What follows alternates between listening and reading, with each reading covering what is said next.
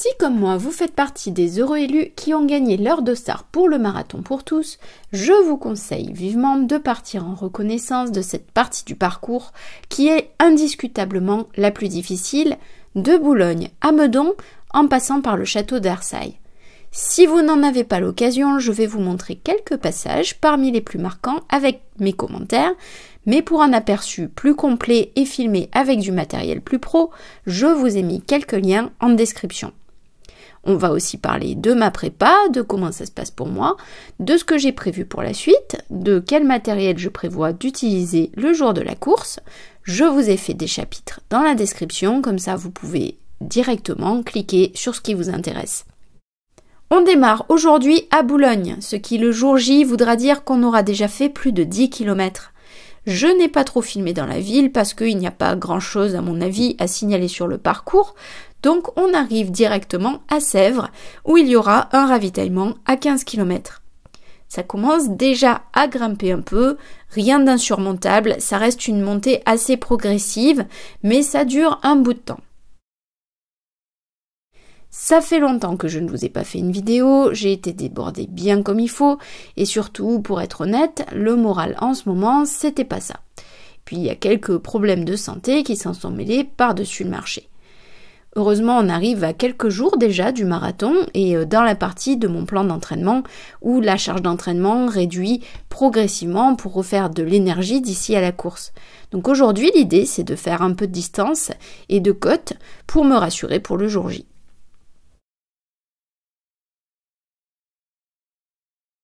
Au long de ma prépa, j'ai pu tester quelques nouveautés côté matos. J'ai notamment une nouvelle veste d'hydratation que j'ai achetée chez Salomon et que j'ai choisie exprès parce qu'elle est moins encombrante et qu'elle tient moins chaud qu'un sac de trail habituel.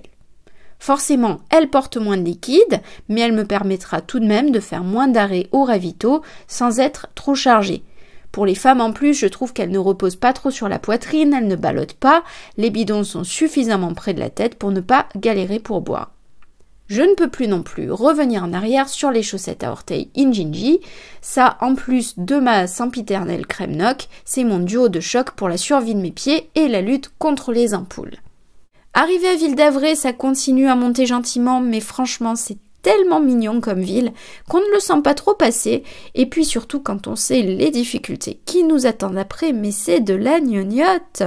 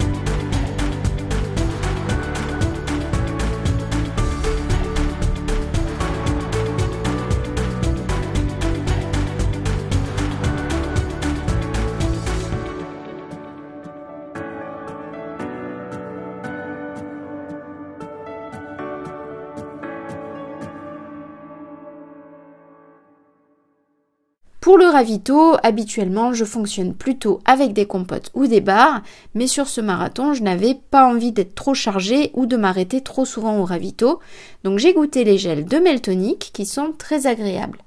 Leur seul défaut, mais j'imagine que c'est propre à beaucoup de gels dans ce type de contenant, c'est qu'on se met vite du sucre plein les doigts, ça colle, c'est désagréable, donc j'emporterai aussi quelques lingettes dans ma sacoche. Sacoche, parlons-en, qui a le mérite d'être assez spacieuse, plus confortable et pratique que la myriade d'autres modèles que j'ai testés. Voilà, donc j'avoue en toute franchise que cette sacoche, je l'ai trouvée sur Amazon. Je vous mettrai le lien dans la description.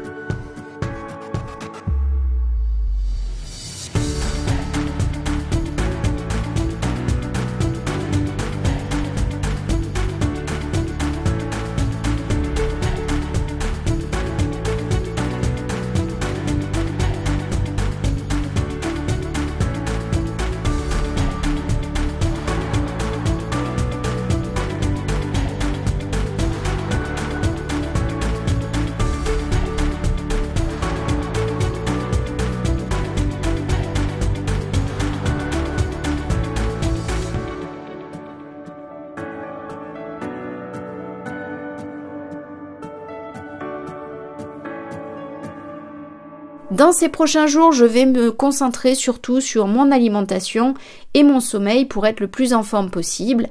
Comme je vous disais tout à l'heure, j'ai été hyper stressée ces derniers temps, donc j'ai besoin de me reposer et les vacances arrivent, donc c'est une bonne nouvelle et j'espère être en forme d'ici au marathon. Il va aussi falloir que je me couche progressivement plus tard parce que mon sas de départ part assez tard et moi je suis plutôt une couche tôt, donc il va falloir que je m'habitue. Je vais aussi soigner ma motivation et me faire des bracelets à messages, oui, comme les fans de Taylor Swift, pour me rappeler mes citations, mes paroles de chansons ou mes mantras préférés quand j'aurai besoin d'un boost. J'ai aussi prévu de demander à mes proches de m'enregistrer des messages vocaux pour m'encourager et les intégrer à ma playlist Spotify.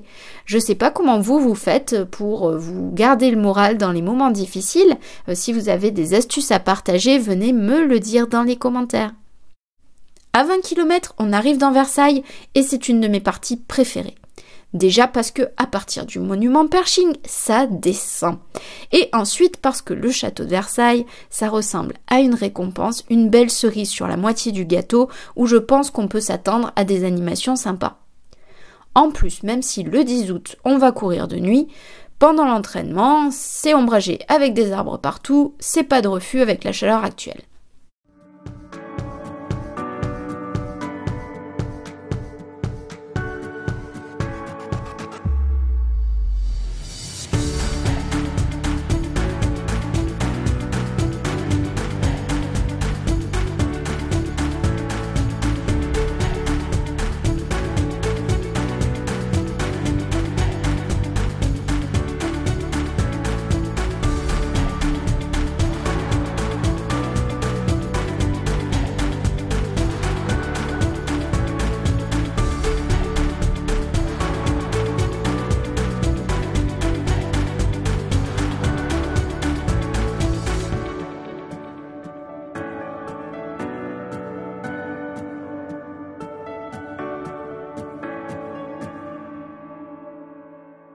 Arrivé à Viroflay, ma caméra a commencé à montrer des signes de faiblesse, donc j'ai un peu moins filmé. Mais c'est le moment d'en profiter les amis. Les vraies difficultés, elles vous attendent après. On s'approche du 30e kilomètre et surtout à Chaville, c'est pas une côte qui vous attend, c'est une montagne. Il y aura un ravitaillement en eau à la sortie de Viroflay, donc je compte bien profiter pour ma part. Et puis moi c'est simple, quand j'arrive au pied de la côte des Gardes, déjà à l'approche de Chaville, j'ai la scène de la nuit sur le mont Fauve dans Fantasia qui se joue dans ma tête. Si tu n'as pas la référence, imagine n'importe quel film où tu as une musique bien angoissante et où tu vois une montagne qui se profile à l'horizon. Si tu en as entendu parler et que tu croyais que les rumeurs étaient exagérées, non. Même à la marche, elle est raide et tu vas la sentir passer dans les mollets et le bas du dos, title of your sextape. La bonne nouvelle, c'est qu'à partir de Meudon, ça redescend gaiement avec une belle vue sur la tour Eiffel qui trônera sur les derniers kilomètres. On arrive à la fin de cette vidéo. Si elle vous a plu, si elle vous a été utile, si elle vous a appris quelque chose, mettez un pouce sur YouTube pour m'encourager. Je vous retrouverai sans doute sur cette chaîne après le 10 août, jour du marathon pour tous, pour le débrief. Si d'ici là, je vous manque trop, suivez-moi sur Instagram @CamilleExplore avec un E à la fin de Camille et un E à Explore pour avoir de mes nouvelles.